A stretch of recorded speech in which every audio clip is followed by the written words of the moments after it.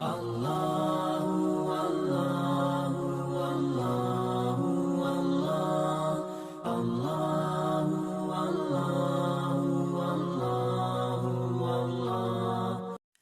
علیکم ورحمۃ اللہ وبرکاتہ۔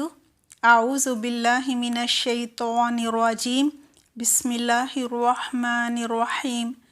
رب اشرح لی صدری ویسر لی امری واحلل عقدۃ من لسانی یفقہوا قولی، رب زدنی علما، اللہم فقہنا فی الدین، آمین۔ کیا حال ہیں آپ سب کے؟ امید کرتی ہوں بالکل خیریت سے ہوں گے۔ دعا ہے اللہ سبحانہ تعالیٰ ہمیشہ آپ کو اپنی حفظ و بار میں رکھے، ہر شر اور ہر فتنے سے، ہر بیماری سے بچا کر رکھے، آپ کے وقت میں، آپ کی صحت میں، آپ کی زندگی میں، آپ کے علم میں بہت ساری برکت عطا فرمائے، آمین۔ ہمارا کتاب الصیام کا آج کا ٹاپک ہے السحور والافطار، سحری اور افطاری کے مسائل۔ سحری کھانے میں برکت ہے، آئیے دیکھتے ہیں یہ برکت کیسے حاصل ہوتی ہے۔ ایک تو دیکھیں سنت پر عمل ہو جاتا ہے، رسول اللہ صلی اللہ علیہ وسلم کے طریقے پر آپ چل رہے ہوتے ہیں، اور سحری میں اگر آپ تھوڑا بھی کھا لیں تو توانائی اور قوت آ جاتی ہے۔ یہی برکت ہے کہ دن اچھا گزرتا ہے، صحت اچھی رہتی ہے، بہت جلدی بھوک نہیں لگ جاتی، ایک تسلی سی ہو جاتی ہے نا سحری کھا کے۔ اور ویسے بھی دیکھیں کتنی برکت والا وقت ہوتا ہے سحری کا، دعائیں قبول ہوتی ہیں، انسان کچھ نوافل تہجد کے بھی پڑھ لیتا ہے تو روح تازہ ہو جاتا ہے، اور پانی پینے کی وجہ سے بھی جسم میں پانی کی کمی نہیں ہوتی۔ نیند سے اٹھ جانے کے بعد جان بوجھ کر سحری ترک نہیں کرنی چاہیے۔ عن انس رضی اللہ عنہ قال قال رسول اللہ صلی اللہ علیہ وسلم تسحروا فإن فی السحور برکۃ، متفق علیہ۔ حضرت انس رضی اللہ عنہ سے روایت ہے، رسول اللہ صلی اللہ علیہ وسلم نے فرمایا سحری کھاؤ کیونکہ سحری کھانے میں برکت ہے۔ اسے بخاری اور مسلم نے روایت کیا ہے۔ رمضان المبارک میں فجر کی اذان سے پہلے سحری کے لیے اذان دینا سنت ہے۔ عن عائشہ رضی اللہ عنہا ان بلالا رضی اللہ عنہ کان یؤذن بلیل فقال رسول اللہ صلی اللہ علیہ وسلم کلوا واشربوا حتى یؤذن ابن ام مکتوم فإنه لا یؤذن حتى یطلع الفجر، متفق علیہ۔ حضرت عائشہ رضی اللہ عنہا سے روایت ہے کہ حضرت بلال رضی اللہ عنہ رات کو سحری سے پہلے اذان دے دیا کرتے تھے، چنانچہ رسول اللہ صلی اللہ علیہ وسلم نے فرمایا اس وقت تک کھاؤ پیو جب تک ابن ام مکتوم رضی اللہ عنہ اذان نہ دیں، اس لیے کہ ابن ام مکتوم رضی اللہ عنہ اس وقت تک اذان نہیں دیتے جب تک فجر نہ ہو جائے۔ اسے بخاری اور مسلم نے روایت کیا ہے۔ فجر کی اذان سے پہلے آج کل بھی اذان جو ہے وہ کچھ عرب ممالک میں مثلا سعودی عرب وغیرہ میں ہوتی ہے، اور اسے تہجد کی اذان بھی کہا جاتا ہے۔ مقصد یہ ہوتا ہے کہ لوگ بیت اللہ جا کر تہجد پڑھ لیں، اور یہ اذان اسی لیے ہوتی ہے ایک تو انسان تہجد پڑھ لے اور سحری تیار کر لے، فجر کی اذان سے پہلے اطمینان اور سکون کے ساتھ فارغ ہو جائے۔ یہ نہیں کہ اچانک آنکھ کھلی، تھوڑا سا ٹائم ہے، اب بھاگم دوڑ ہو رہی ہے، کچھ کھا لیا کچھ رہ گیا، تہجد کی نماز ادا کرنے کا ٹائم ہی نہیں ملا۔ تو ایک جو مومن ہے اس کی زندگی میں بھی سکون ہونا چاہیے اور اس کے ہر عمل میں ٹھہراؤ ہونا چاہیے۔ افطار میں جلدی کرنا اور سحری میں دیر سے کھانا انبیاء کرام علیہ السلام کا طریقہ ہے۔ عن ابی الدرداء رضی اللہ عنہ قال قال رسول اللہ صلی اللہ علیہ وسلم ثلاث من اخلاق النبوۃ تعجیل الافطاری و تاخیر السحوری و وضع الیمینی علی الشمالی فی الصلاۃ، رواہ طبرانی۔ حضرت ابو دردہ رضی اللہ عنہ کہتے ہیں رسول اللہ صلی اللہ علیہ وسلم نے فرمایا 3 باتیں اخلاق نبوت سے ہیں، یعنی نبوت کا اخلاق ہیں۔ نمبر 1، روزہ جلدی افطار کرنا، یعنی سورج غروب ہوتے ہی فوراً روزہ کھول لینا۔ نمبر 2، سحری دیر سے کھانا۔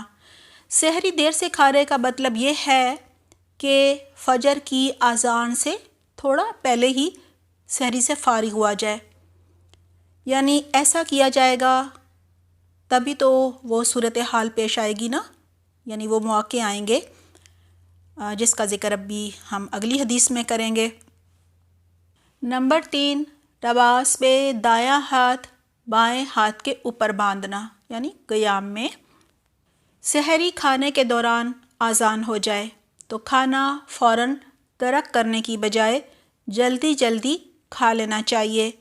عن ابی ہریرہ رضی اللہ عنہ قال قال رسول اللہ صلی اللہ علیہ وسلم اذا سمع احدکم النداء والاناء على يده فلا يدعه حتى يقضي حاجته منه، رواہ ابو داؤد۔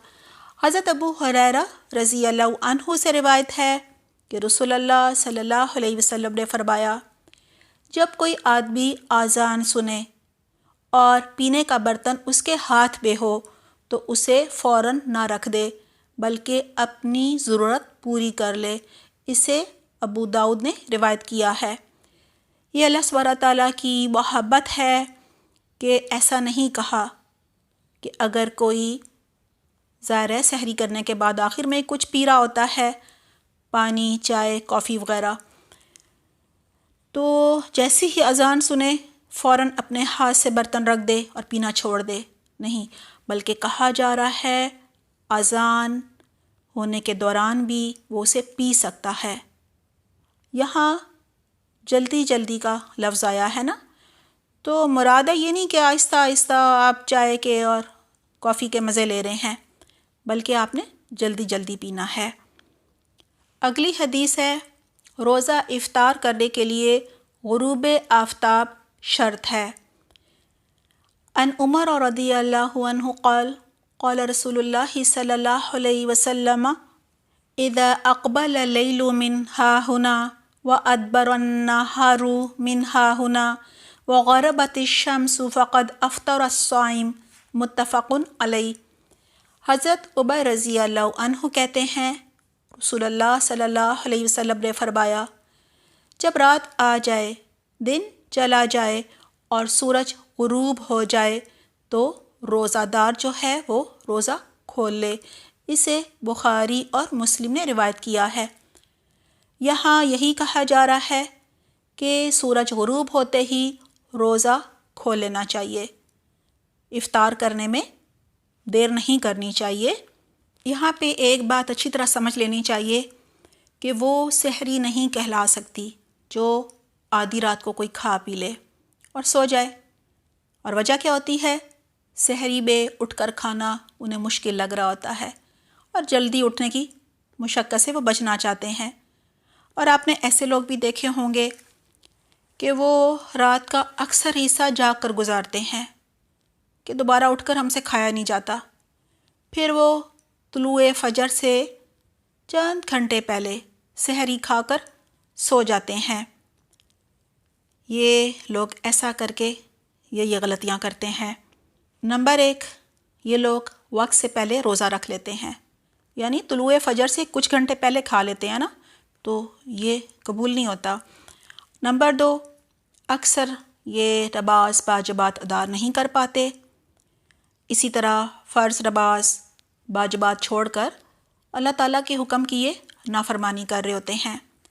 اور نمبر 3، کبھی یہ لوگ نماز فجر اس حد تک مؤخر کر دیتے ہیں کہ طلوع آفتاب کے بعد ادا کرتے ہیں، جو کہ گناہ ہے اور جرم ہے۔ اللہ سبحانہ تعالیٰ کا فرمان ہے نا سورہ معون میں ہے فَوَيْلٌ لِّلْمُصَلِّينَ الَّذِينَ هُمْ عَن صَلَاتِهِمْ سَاهُونَ۔ چنانچہ ان نمازیوں کے لیے تباہی ہے اور ویل نامی جہنم کی جگہ ہے جو اپنی نماز سے غافل ہیں۔ اسی طرح اس حدیث میں کہ روزہ افطار کرنے کے لیے غروب آفتاب شرط ہے، اس میں یہی کہا جا رہا ہے۔ حضرت عمر رضی اللہ عنہ کہتے ہیں رسول اللہ صلی اللہ علیہ وسلم نے فرمایا جب رات آ جائے، دن چلا جائے اور سورج غروب ہو جائے تو روزہ دار روزہ کھول لے۔ اسے بخاری اور مسلم نے روایت کیا ہے، یعنی سورج غروب ہوتے ہی روزہ کھول لینا چاہیے، افطار کرنے میں بالکل دیر نہیں کرنی چاہیے۔ کئی دفعہ ایسا بھی ہوتا ہے کہ روزہ دار جب اذان کی آواز سنتا ہے تو وہ کسی ایسے کام میں مشغول ہوتا ہے کہ وہ سوچتا ہے جلدی جلدی کر لوں پھر روزہ کھول لیتا ہوں، اور اتنا کھو جاتا ہے کئی دفعہ اس کام میں کہ 5-10 منٹ اوپر کر جاتا ہے۔ اللہ سبحانہ تعالیٰ ہمیں سنت پر عمل کرنے کی بہترین توفیق عطا فرمائے۔ وضاحت: دوران سفر جہاز پر سوار ہوتے وقت اگر روزہ افطار کرنے میں 15 منٹ باقی ہوں لیکن پرواز کی مطلوبہ بلندی پر پہنچ کر سورج 1 گھنٹے بعد غروب ہوا تو روزہ بھی 1 گھنٹے بعد یعنی غروب آفتاب کے بعد افطار کیا جائے گا۔ اسی طرح سحری کے وقت کا تعین بھی حاضر جگہ اور مقام کے لحاظ سے کیا جائے گا۔ اس کی بہت ساری سچویشن ہو سکتی ہیں۔ ایک تو یہی ہے کہ آپ جہاز میں ٹیک آف کے لیے بیٹھے ہوئے ہیں، جہاز ٹیک آف کرنے والا ہے اور آپ کو پتہ چلا ہے کہ 15 منٹ کے بعد روزہ افطار ہو جائے گا، لیکن جب جہاز اوپر پہنچا تو آپ نے دیکھا، بلکہ اس جگہ جہاں پہنچ گیا وہاں پتہ چلا کہ سورج غروب ہونے میں 1 گھنٹہ باقی ہے، تو آپ اپنے زمین والے ٹائم کو نہیں دیکھیں گے، آپ جس مقام پہ پہنچ گئے ہیں وہاں کے حساب سے 1 گھنٹے بعد روزہ افطار کریں گے، اور سحری کا بھی اسی طرح سے معاملہ کریں گے۔ یعنی اگر آپ ہواؤں میں ہیں تو بھی اس جگہ سورج کے طلوع ہونے اور غروب ہونے کو دیکھا جائے گا۔ ایسا بھی ہو سکتا ہے جہاز کے ٹیک آف ہونے سے پہلے چند لمحے پہلے، ابھی آپ جہاز میں بیٹھے ہوئے ہیں، جہاز ٹیک آف کرنے والا ہے کہ سورج غروب ہو گیا، ابھی ٹیک آف نہیں ہوا، اور ظاہر ہے آپ نے روزہ افطار کر لیا۔ جیسے ہی جہاز ہوا میں گیا چند منٹ کے بعد آپ نے دیکھا کہ وہ ایسے علاقے میں پہنچ گیا ہے کہ سورج جو ہے وہ سامنے نظر آ رہا ہے، سورج غروب نہیں ہوا۔ جیسا کہ کراچی اور حیدرآباد کا سحری کا اور افطاری کا وقت تو مختلف ہے نا، لیکن تھوڑی سی دیر میں جہاز وہاں پہنچ سکتا ہے۔ تو اب کیا ہے؟ اب یہ نہیں ہے کہ آپ نے روزہ غلط افطار کر لیا، آپ زمین پر تھے، اس مقام کے حساب سے افطار ہو گیا تھا، آپ نے کر لیا، بس ختم بات۔ اگلی حدیث ہے تازہ کھجور، خشک کھجور یعنی چھہارا اور پانی سے روزہ افطار کرنا مسنون ہے، نمک سے روزہ افطار کرنا سنت سے ثابت نہیں۔ عن انس رضی اللہ عنہ قال کان النبی صلی اللہ علیہ وسلم یفطر علی رطبات قبل ان یصلی فإن لم تکن رطبات فعلی تمرات فإن لم تکن حسوات من ماء رواہ ابو داود و ترمذی۔ حضرت انس رضی اللہ عنہ سے روایت ہے نبی اکرم صلی اللہ علیہ وسلم نماز مغرب سے پہلے تازہ کھجوروں سے روزہ افطار فرماتے، اگر تازہ کھجوریں نہ ہوتیں تو خشک کھجوروں یعنی چھہاروں سے روزہ افطار فرماتے، اگر خشک کھجوریں نہ ہوتیں تو چند گھونٹ پانی سے روزہ افطار کر لیتے۔ اسے ابو داؤد اور ترمذی نے روایت کیا ہے۔ عربوں کے ہاں کھجوریں جو ہیں وہ ہر وقت گھروں میں موجود ہوا کرتی تھیں، جس طرح ہمارے ہاں رمضان میں ہمیشہ گھروں میں موجود ہوتی ہیں، لہٰذا وہ ان سے افطار کیا کرتے تھے۔ ایک تو دیکھیں کھجور سے فوراً انرجی مل جاتی ہے اور کھانے میں زیادہ وقت بھی نہیں لگتا، اور کھا کے انسان بوجھل نہیں ہوتا کہ اب نماز جو ہے وہ کیسے پڑھی جائے مسجد میں جا کے۔ اور پھر پانی کا ذکر ہے نا، تو سارا دن پانی نہ پینے کی وجہ سے پیاس بھی لگی ہوتی ہے، لہٰذا کھجورے نہ ہونے پر اگر پہلے پانی پی لیا جائے تو بھی انسان تازہ دم ہو جاتا ہے۔ اگلی حدیث ہے، روزہ افطار کرتے وقت درج ذیل دعا مانگنا مسنون ہے۔ عن ابن عمر رضی اللہ عنہما قال کان النبی صلی اللہ علیہ وسلم اذا افطر قال ذهب الظمأ وابتلت العروق وثبت الاجر ان شاء اللہ، رواہ ابو داؤد۔ حضرت عبداللہ بن عمر رضی اللہ عنہما سے روایت ہے، نبی اکرم صلی اللہ علیہ وسلم جب روزہ افطار فرماتے تو یہ دعا پڑھتے، ذهب الظمأ وابتلت العروق وثبت الاجر ان شاء اللہ، پیاس ختم ہو گئی، رگیں تر ہو گئیں اور روزے کا ثواب انشاءاللہ پکا ہو گیا۔ اسے ابو داؤد نے روایت کیا ہے۔ ایک اور بات سمجھ لیجئے، اگر آپ سفر کر رہے ہیں یا کچھ ایسے حالات ہیں کہ کھجورے بھی نہیں ہیں، پانی بھی میسر نہیں ہے، تو کھانے پینے کی جو بھی چیز آپ کو ملے اس سے روزہ افطار کر لینا چاہیے۔ اور یہ بات بھی بہت ہی اہم ہے کہ جب پکا یقین ہو جائے کہ سورج جو ہے وہ غروب ہو گیا ہے تو پھر روزہ کھولنے میں جلدی کرنی چاہیے، کیونکہ یہ مستحب ہے۔ اور صحیح بخاری میں ہے، لا یزال الناس بخیر ما عجل الفطر، جب تک لوگ روزہ جلدی افطار کرتے رہیں گے تب تک وہ خیر و بھلائی کے ساتھ رہیں گے۔ اگلی حدیث ہے، روزہ افطار کروانے والے کا اجر روزہ افطار کرنے والے کے برابر ہے۔ عن زید بن خالد الجہنی رضی اللہ عنہ قال قال رسول اللہ صلی اللہ علیہ وسلم من فطر صائما کان لہ مثل اجرہ غیر انہ لا ینقص من اجر الصائم شیئا، رواہ ترمذی۔ حضرت زید بن خالد جوہنی رضی اللہ عنہ کہتے ہیں، رسول اللہ صلی اللہ علیہ وسلم نے فرمایا، جس نے روزے دار کو روزہ افطار کرایا اسے بھی اتنا ہی اجر ملے گا جتنا روزے دار کے لیے ہوگا، اور روزے دار کے اجر میں سے کوئی چیز کم نہیں ہوگی۔ اسے ترمذی نے روایت کیا ہے۔ یہاں اس چیز کا بھی خیال رکھنا چاہیے کہ ہم غریبوں کو روزہ افطار کروائیں۔ افطاری کا اجتماعی کہیں انتظام ہو رہا ہو تو اس میں حسب توفیق اپنا حصہ ڈالا جا سکتا ہے۔ غریبوں کے گھر افطاری کا سامان رمضان شروع ہوتے ہی بھجوایا جا سکتا ہے، یا گھر میں جو ملازم کام کر رہے ہیں ان کو روز بھی کچھ نہ کچھ دیا جا سکتا ہے افطاری کے لیے۔ اس کا یہ مطلب بالکل نہیں ہے اس حدیث کا کہ آپ بہت سارے پکوان بنا لیں، اتنا تھک جائیں کہ خشوع سے کوئی بھی نماز نہ پڑھ پائیں اور تراویح بھی پڑھنے کے قابل نہ رہیں، خوب اسراف کریں، دکھاوا بھی ہو، اور مہمان جو ہیں وہ بھی طرح طرح کے کھانے کھا کر عبادت کرنے کے قابل ہی نہ رہیں۔ کیونکہ حدیث کے مطابق یہی ہے کہ اگر آپ ایک کھجور یا پانی سے کسی کا روزہ کھلوا دیں تو بھی آپ کو اتنا ہی اجر ملے گا جتنا روزہ رکھنے والے کو ملے گا، روزہ افطار کروانے والے کو بھی اتنا ہی ملے گا، دونوں کو اجر جو ہے برابر کا ملے گا۔ آئیے اس کو ایک اور طریقے سے سمجھتے ہیں۔ رمضان نہیں ہے، کسی نے اپنا کوئی نفلی روزہ رکھا ہوا ہے، آپ نے اس کو روزہ افطار کروا دیا، اور اگر وہ آپ کے گھر کے اندر ہے تو آپ ایسا کر سکتے ہیں کہ اس کے لیے افطار سے پہلے کم از کم ایک کھجور یا پانی رکھ دیں اس کے سامنے، تو اس طرح اس کے روزے کا اجر آپ کو بھی پورا پورا ملے گا۔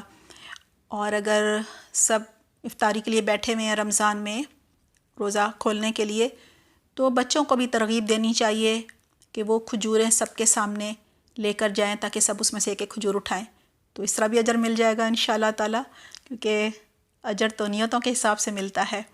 اللہ کو راضی کرنے کے لیے کام کریں گے تو کیوں نہیں ملے گا، انشاءاللہ ضرور ملے گا۔ اگلی حدیث ہے، روزہ افطار کروانے والے کو درج ذیل دعا دینی چاہیے۔